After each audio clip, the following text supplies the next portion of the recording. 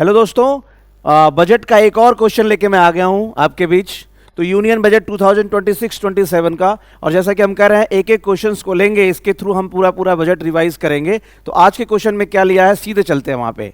केंद्रीय बजट 2026-27 में शुरू की गई भारत विस्तार पहल के संबंध में निम्नलिखित कौन सा कथन या कौन से कथन सही हैं? रिगार्डिंग बजट 2026-7 भारत विस्तार इनिशिएटिव्स लॉन्च्ड। तो सवाल यह है कि भारत विस्तार इनिशिएटिव्स लिया क्यों हो?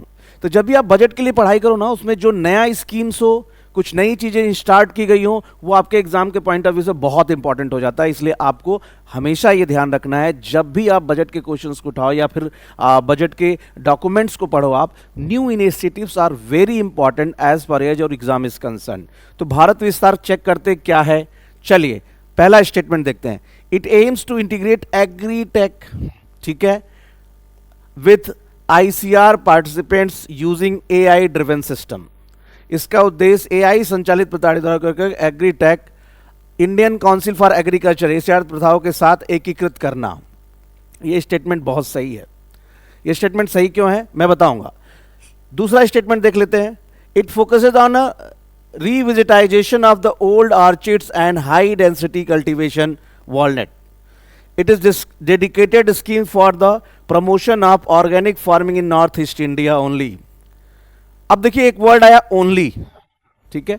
तो दूसरा स्टेटमेंट सही है। दूसरा स्टेटमेंट क्या है? पुराने बागों का पुनरुद्धार करना, खासकर अखरोट और बादाम की सघन खेती पर केंद्रित है।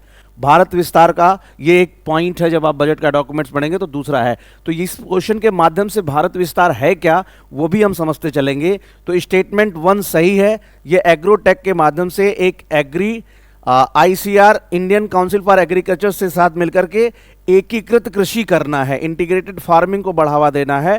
प्रिसीजन फार्मिंग जिसे कहते हैं, यानी जो स्पेसिफिक फार्मिंग होती है, वो मैं बताऊंगा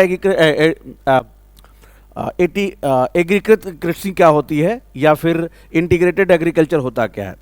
तीसरा स्टेटमेंट गलत है। चौथा, 2030 तक नॉन एग्रीकल्चर गैर कृषि ग्रामीण रोजगार में 25% की वृद्धि करना है। नॉन एग्रीकल्चर एम्प्लॉयमेंट यानी कृषि को छोड़ करके, जैसे हॉर्टिकल्चर हुआ, फिशरीज हुआ या फिर मत्स्यन हुआ, इसको लेकर के फोकस करना है। तो इसका स्टेटमेंट क्या है? अगर ये ओनली लिखा है तो नॉर्थ ईस्ट के लिए केवल नहीं है भारत विस्तार, पूरे क्षेत्र के लिए है। तो स्टेटमेंट 3 इसमें गलत होगा। राइट आंसर होगा 1 2 4। देखिए 1 2 4 क्या है? बी दिया हुआ है, 1 2 4 ओनली। तो 1 2 4 इज द, यानी B is the right answer. थोड़ा सा इसको एक्सप्लेन करते हैं, ये क्वेश्चन क्यों इंपॉर्टेंट है, इस चीज को थोड़ा समझिए। देखिए ऐसा है, 1950, समझिएगा, ये आफ्टर इंडिपेंडेंस एग्रीकल्चर की कंडीशन क्या थी? स्टेप 1 हम समझते हैं। 2026 में एग्रीकल्चर की कंडीशन क्या है, ये स्टेप 2 समझते हैं। इससे आपको समझ में आ जाएगा भारत विस्तार का कॉन्सेप्ट। 1950 में भारत में भूखमरी थी। जब भारत में भूखमरी थी तो भारत सरकार का कहना यह था भैया कि फूड सिक्योरिटी लाना, खाद्य सुरक्षा लाना, availability of the food, accessibility of the food, affordability of the food. 3A के साथ फूड सिक्योरिटी होता है। तो फूड को अवेलेबल करना यानी फूड सिक्योरिटी टॉप प्रायोरिटी थी गवर्नमेंट की। तो ग्रीन रेवोल्यूशन आया 60s में। जब ग्रीन रेवोल्यूशन आया तो एग्रीकल्चर प्रोडक्शन क्या हो गया? बढ़ गया। तो क्या 2026 में अभी भी यही कॉन्सेप्ट है कि फूड ग्रेन का प्रोडक्शन बढ़ाना है? जी नहीं। 2026 में गवर्नमेंट का अप्रोच बदल गया। अब गवर्नमेंट काम कर रही है फूड सिक्योरिटी के कॉन्सेप्ट से आगे बढ़ के इनकम सिक्योरिटी, इनकम सिक्योरिटी, यानी फार्मर्स को अब केवल गेहूं चावल के प्रोडक्शन पे नहीं प्रमोट करना है, उसके साथ साथ स्पेसिफिक फार्मिंग करनी है। इसको कहते हैं क्रॉप डाइवर्सिफिकेशन। आप हॉर्टिकल्चर पे ध्यान दो, ऐसी चीजों पे ध्यान दो जिससे अच्छा पैसा मिल सकता है। किसके द्वारा? MSP के द्वारा। यानी अब किसानों के इनकम सिक्योरिटी पे गवर्नमेंट ध्यान दे रही है।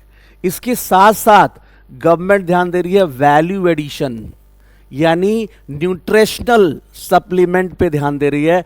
इसी का परिणाम है भारत विस्तार। यानी अब स्पेसिफिक खेती करना है, इंटीग्रेटेड फार्मिंग करना है। इंटीग्रेटेड फार्मिंग का मतलब क्या होता है?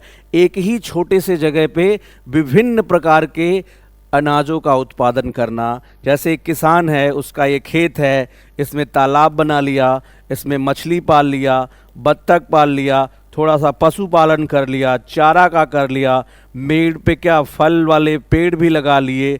यानी कई चीज़ें एक साथ इंटीग्रेट कर रहे हैं, जिससे इस किसान का इकोनॉमिक बेनिफिट तो हो ही, साथ में न्यूट्रिशनल बेनिफिट भी हो। यानी अब खेती को लेकर के, किसानी को लेकर के सरकार का सोचना क्या है कि भैया केवल खाद्य सुरक्षा अब नहीं करना है, खाद्य सुरक्षा के साथ साथ इनकम सिक्योरिटी, न्यूट्रिशनल सपोर्ट, यानी हमारा किसान पैसा भी कमाए और उसे न्यूट्रिशनल सपोर्ट मिले। और मैं मानता हूं इस बात को, जब आप ये वीडियो सुन रहे होंगे तो ये बात आपको बड़ी प्रैक्टिकल नहीं लग रही होगी, क्योंकि आप अपने आसपास किसानों को देखा होगा आपने, जो बहुत गरीबी है। लेकिन सरकार की जो सोच है कि आने वाले कुछ सालों में किसानों की स्थिति बदली जाए, वो केवल अपने आप को गेहूं और धान के ही उत्पादक ना माने, वो बागवानी यानी बादाम की खेती या उस तरह के ड्राई फ्रूट्स को प्रोड्यूस करना, इस तरह की चीज़ों के बारे में वो काम करे। और इसीलिए इसको बात किया था AI ड्रिवन, यानी आर्टिफिशियल इंटेलिजेंस का कृषि में यूज़ करना।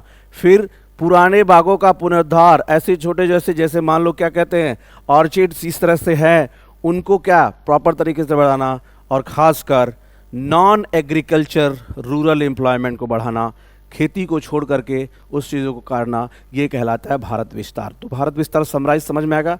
भारत विस्तार पे AI 3 पॉइंट, AI ड्रिवन खेती।